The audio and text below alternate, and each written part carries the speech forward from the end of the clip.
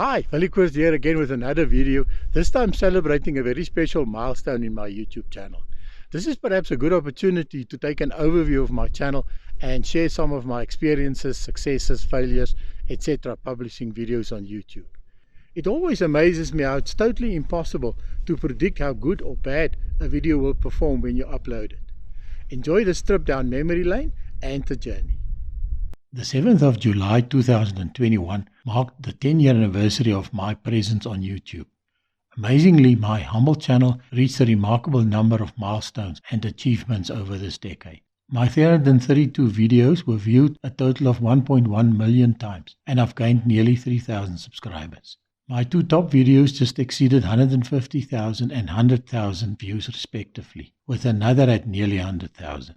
Looking back, the first video I uploaded was actually a virtual talk long before those were common. It was a presentation I gave at the 2006 International Astronomical Union meeting in Prague, the very same meeting where Pluto got demoted to a dwarf planet. But my talk was about a very rare event, the transit of Venus, the topic of a few more videos later, two of which featured my first appearances on national TV.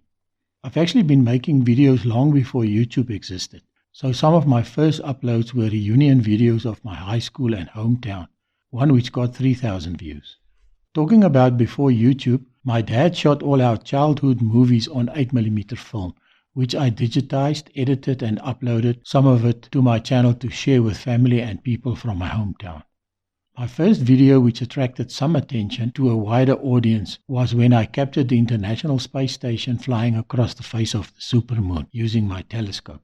I later repeated this fairly rare event, of which one video got 38,000 views.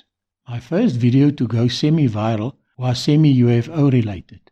A satellite hunter friend, Greg Roberts, filmed the second stage of a newly launched spy satellite doing a retro burn over Cape Town.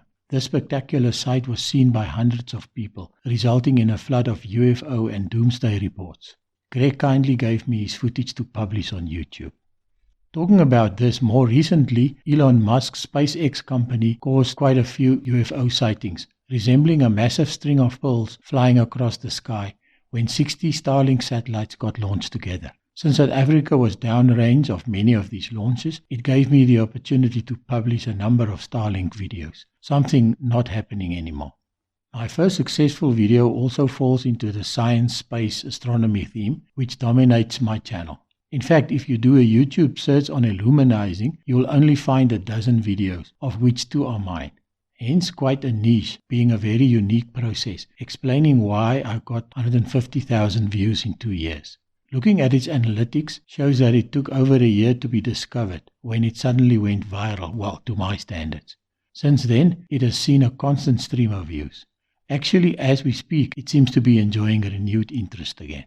As can be seen, the bulk of the viewers are from the US. The high percentage of viewers utilizing the English subtitles, namely 31%, can be explained by the sound, which was unfortunately not very good in places. Viewer engagement is quite good, showing a continuous segment of nearly half the video, which is surprising being almost 18 minutes long. At 6.6%, this video is one of the highest click-through rates, meaning the title and thumbnail are spot on. It always intrigues me that my second illuminizing video, featuring a much bigger and much more impressive telescope, only gets a fraction of the views. My second most video is something completely different, featuring a Shackleton accidentally blowing over a wall during a static engine run. A Shackleton in itself is a unique airplane with its counter-rotating propellers, with only a handful serviceable examples still left in the world. This one is more than 60 years old. Interesting, such a static run is attended by a few hundred people, and although hundreds of videos appeared on social media after the incident, only mine seemed to have made it to YouTube. It's actually not my footage, but kindly given to me by a friend, Johan Leroux. Again, the video only went viral, well, to my standards, 2 years after being published. Also good audience retention, and from the spike you can see where the incident took place. It's not surprising that most viewers are from the UK, with the Shackleton being a British airplane. The age of the plane is also reflected in the age of the viewers, and the 14% switching to subtitles are probably the British struggling with my South African accent.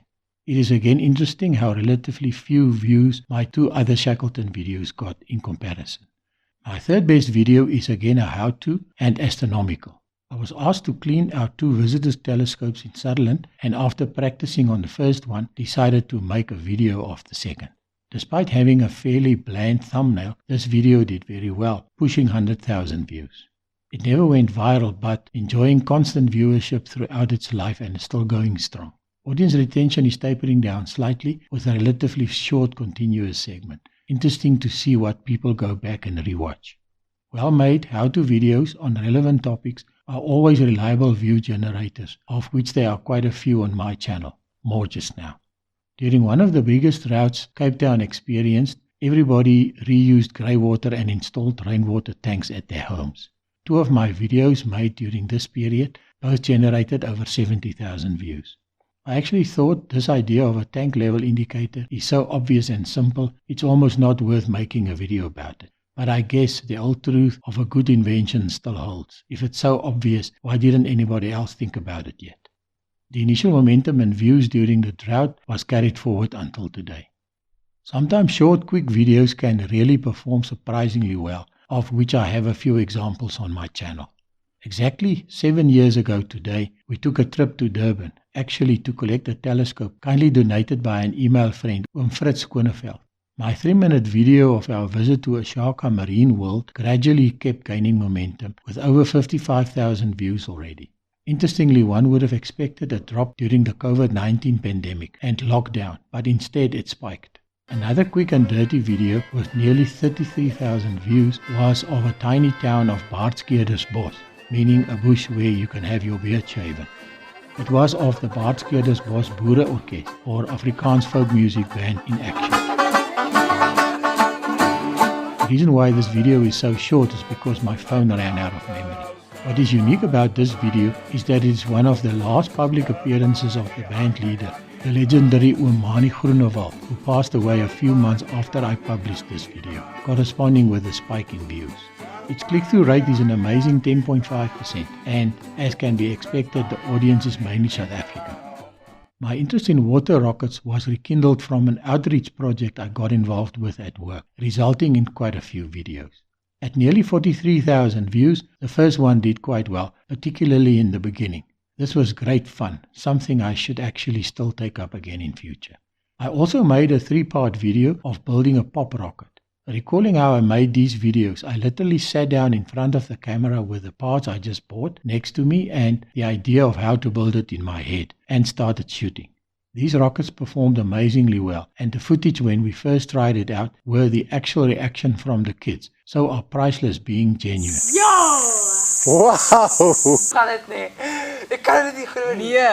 A young American filmmaker, Kai Starts, was very interested in this and actually shot some footage which he gave me a copy of. As far as I know, he never used it. I must actually ask his permission to make a video of this.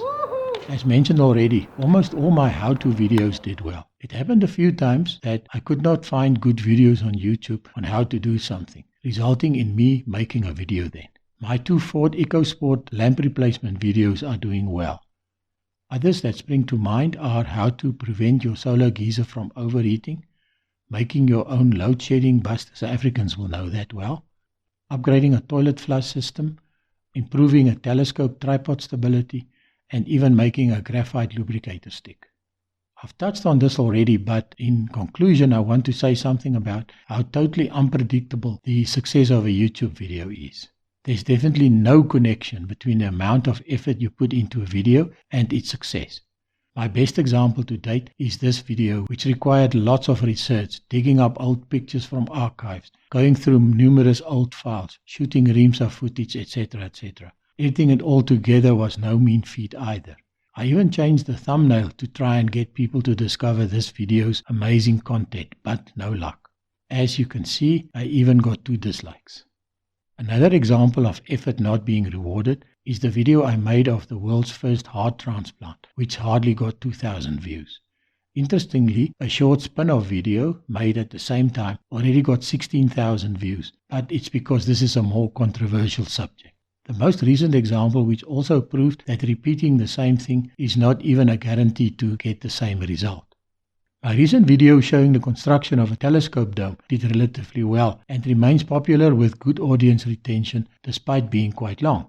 We since built a dome 4 times bigger than this one, which I covered extensively in a 3-part video, culminating in the dome lift using a huge 40-ton crane. Despite good audience retention, these videos are performing nowhere near the original, definitely not matching even a fraction of the amount of editing effort put into making them. I don't think for a moment that I'm discouraged at any of this. I'm still enjoying making videos, and when I look back at my old videos, I realize just how much I learned and improved, particularly in editing. I'm looking forward to the next 10 years and hope to continue building my little channel, hoping to still go from strength to strength. Thank you to all my viewers for all your views, comments, likes, and even dislikes.